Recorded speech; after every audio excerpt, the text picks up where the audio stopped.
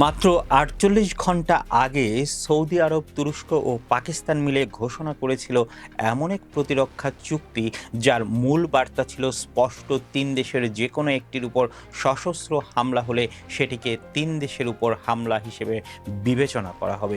আর সেই ঘোষণার কালি শুকানোর আগেই সৌদি আরবের জাজানে আমেরিকার তেল স্থাপনায় ড্রোন হামলা, আগুন ধরে গেল গুরুত্বপূর্ণ জ্বালানি অবকাঠামোয়।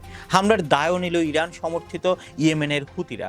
ফলে এখন প্রশ্নটা শুধু একটি তেল স্থাপনায় হামলা নয়, প্রশ্ন হচ্ছে নতুন এই প্রতিরক্ষা জোটের প্রথম বড় পরীক্ষায় তুরস্ক ও পাকিস্তান আসলে কতটা এগিয়ে আসবে। ৭ আগস্ট মক্কায় সৌদি আরব, তুরস্ক ও পাকিস্তানে স্বাক্ষর করে যৌথ প্রতিরক্ষা চুক্তি। চুক্তির কেন্দ্রীয় নীতি হলো তিন দেশের কোনো একটির উপর আগ্রাসন হলে সেটিকে সবার বিরুদ্ধে আগ্রাসন হিসেবে দেখা হবে। তবে এর অর্থ এই নয় যে যে কোনো হামলা হলেই স্বয়ংক্রিয়ভাবে তিন দেশের সেনাবাহিনী যুদ্ধে নেমে যাবে। কী ধরনের সহায়তা দেওয়া হবে সেটি পরিস্থিতি এবং সংশ্লিষ্ট দেশগুলোর সিদ্ধান্তের উপর নির্ভর করবে। ন্যাটোর আর্টিকেল 5-এর সঙ্গেও এখানে এই মূল পার্থক্যটি বোঝা জরুরি। চুক্তির পর তুরস্কের পররাষ্ট্রমন্ত্রী হাকান ফিদান এবং পাকিস্তানের পররাষ্ট্রমন্ত্রী ইসহাক দার দুই পক্ষই জোর দিয়ে বলেছেন এই সমঝোতা কোনো নির্দিষ্ট দেশের বিরুদ্ধে সামরিক জোট নয়, বরং এটিকে তারা আঞ্চলিক নিরাপত্তা ও পারস্পরিক প্রতিরক্ষার কাঠামো হিসেবে তুলে ধরেছেন। পাকিস্তান আরও জানিয়েছে চুক্তিটি প্রতিরক্ষামূলক এবং অন্য দেশগুলোর জন্য ভবিষ্যতে এতে যুক্ত হওয়ার সুযোগ রয়েছে। কিন্তু বাস্তবতা হলো এই চুক্তি ঘোষণার মাত্র 2 দিনের মাথায় সৌদি আরবের জাজান অঞ্চলে হামলা হয়েছে।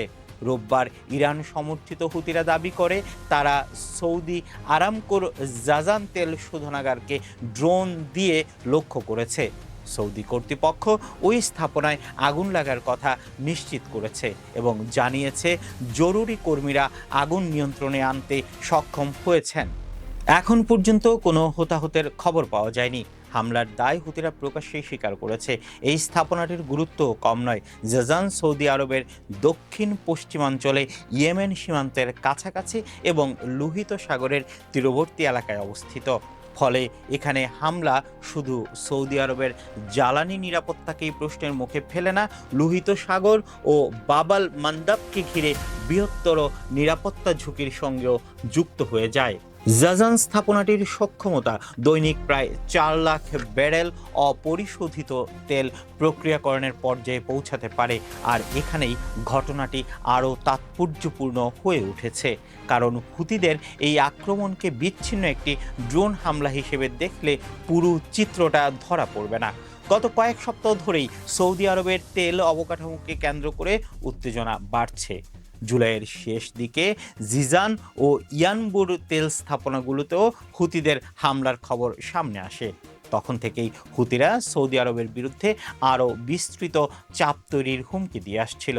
অর্থাৎ নতুন প্রতিরক্ষা চুক্তির ঘোষণা কোনো শূন্যতার মধ্যে আসেনি, বরং এর পেছনে রয়েছে মধ্যপ্রাচ্যের দ্রুত বদলে যাওয়া নিরাপত্তা সমীকরণ। একদিকে ইরান ও যুক্তরাষ্ট্র ইসরায়েল সংঘাতকে ঘিরে পুরো অঞ্চল অস্থির, অন্যদিকে লোহিত সাগর, বাবাল মান্দাব এবং উপসাগরীয় জ্বালানি অবকাঠামো এখন একই নিরাপত্তা বলের অংশ হয়ে উঠেছে। আর এই পরিস্থিতিতেই সৌদি আরব বুঝতে চাইছে শুধু একটি দেশের সামরিক সক্ষমতার উপর নির্ভর না করে আঞ্চলিক শক্তিগুলোকে একসঙ্গে এনে কতটা কার্যকর প্রতিরোধ তৈরি করা যায়। এই জায়গায় তুরস্ক ও পাকিস্তানের ভূমিকা অত্যন্ত গুরুত্বপূর্ণ। পাকিস্তানের সবচেয়ে বড় শক্তিগুলোর একটি তার সামরিক অভিজ্ঞতা এবং পারমাণবিক প্রতিরোধ সক্ষমতা। অন্যদিকে তুরস্ক ন্যাটো সদস্য এবং ড্রোন প্রতিরক্ষা প্রযুক্তি ও সামরিক সক্ষমতার দিক থেকে গত 1 দশকে নিজেদের প্রভাব অনেকটাই বাড়িয়েছে। আর সৌদি আরবের হাতে রয়েছে বিপুল অর্থনৈতিক শক্তি, জ্বালানি সম্পদ এবং উপসাগরীয় অঞ্চলে কৌশলগত প্রভাব। ফলে তিন দেশের সক্ষমতা এক জায়গায় এলে কাগজে কলমে এটি নিঃসন্দেহে একটি শক্তিশালী প্রতিরক্ষা কাঠামো। কিন্তু সামরিক জোটের আসল পরীক্ষা হয় ঘোষণায় নয়, সংকটের মুহূর্তে। এখন সেই পরীক্ষার দরজায় দাঁড়িয়ে সৌদি আরব। কারণ হুতিদের হামলার পর সবচেয়ে বড় প্রশ্ন হচ্ছে, রিয়াদ যদি এই হামলাকে চুক্তির আওতাভুক্ত আগ্রাসন হিসেবে বিবেচনা করে, তাহলে তুরস্ক এবং পাকিস্তান কী ধরনের সহায়তা দেবে? সরাসরি সেনা পাঠাবে, নাকি গোয়েন্দা তথ্য, আকাশ প্রতিরক্ষা, ড্রোন প্রযুক্তি, অস্ত্র কিংবা সামরিক সরঞ্জাম দিয়ে সহযোগিতা করবে? আরও বড় প্রশ্ন, সৌদি আরব কি আদৌ চুক্তির যৌথ প্রতিরক্ষা ব্যবস্থা সক্রিয় করবে? এখানেই নতুন জোটের বাস্তব সীমাবদ্ধতাও সামনে আসে। কারণ একটি প্রতিরক্ষা চুক্তি থাকা আর সরাসরি যুদ্ধে জড়িয়ে পড়া দুটি এক বিষয় নয়।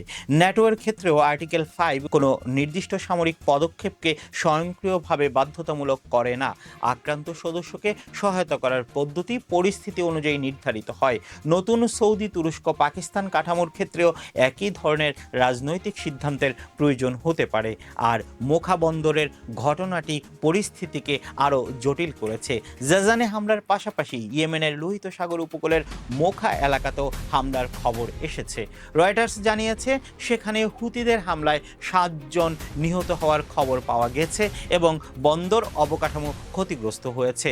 মোখার অবস্থান ও কৌশলগতভাবে গুরুত্বপূর্ণ, কারণ এটি বাব আল মান্দাবের কাছাকাছি, যে সামুদ্রিক পথ দিয়ে বৈশ্বিক বাণিজ্য ও জ্বালানি পরিবহনের বড় অংশ চলাচল করে।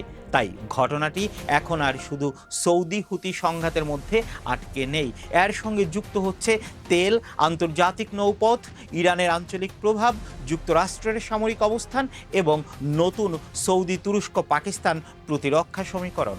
সবচেয়ে তাৎপর্যপূর্ণ বিষয় হলো, হুতিদের এই হামলা হয়তো ইচ্ছাকৃতভাবেই নতুন জোটের সক্ষমতা যাচাইয়ের সুযোগ তৈরি করছে। যদিও হামলার উদ্দেশ্য সম্পর্কে এমন সিদ্ধান্তে পৌঁছানোর মতো সরাসরি কোনো প্রমাণ এখনও নেই, তবে বার্তাটা স্পষ্ট। সৌদি আরব একটি নতুন নিরাপত্তা কাঠামো তৈরি করেছে, আর তার পরপরই তার ভূখণ্ডের গুরুত্বপূর্ণ জ্বালানি অবকাঠামোতে হামলা হয়েছে। এখন দেখার বিষয়, এই জোট কি শুধু কূটনৈতিক ঘোষণা হয়ে থাকবে, নাকি বাস্তব সংকটে এটি কার্যকর প্রতিরোধ ব্যবস্থায় পরিণত হবে? কারণ মধ্যপ্রাচ্যে এখন যুদ্ধের হিসাব শুধু ক্ষেপণাস্ত্র আর ড্রোন দিয়ে হচ্ছে না, হিসাব হচ্ছে কে কার পাশে দাঁড়াবে, কতটা দাঁড়াবে এবং সেই প্রতিশ্রুতির বাস্তব মূল্য কতটা। আর সৌদি আরবের জাজানে আগুনের পর সেই হিসাবের প্রথম কঠিন প্রশ্নটা এখন তুরস্ক ও পাকিস্তানের সামনে। নতুন জোটের শক্তি কি সত্যিই মাঠে দেখা যাবে, নাকি এই হামলাই প্রমাণ করবে মধ্যপ্রাচ্যের নিরাপত্তার খেলায় চুক্তির কাগজের চেয়ে বাস্তব সামরিক সিদ্ধান্তই কি শেষ কথা?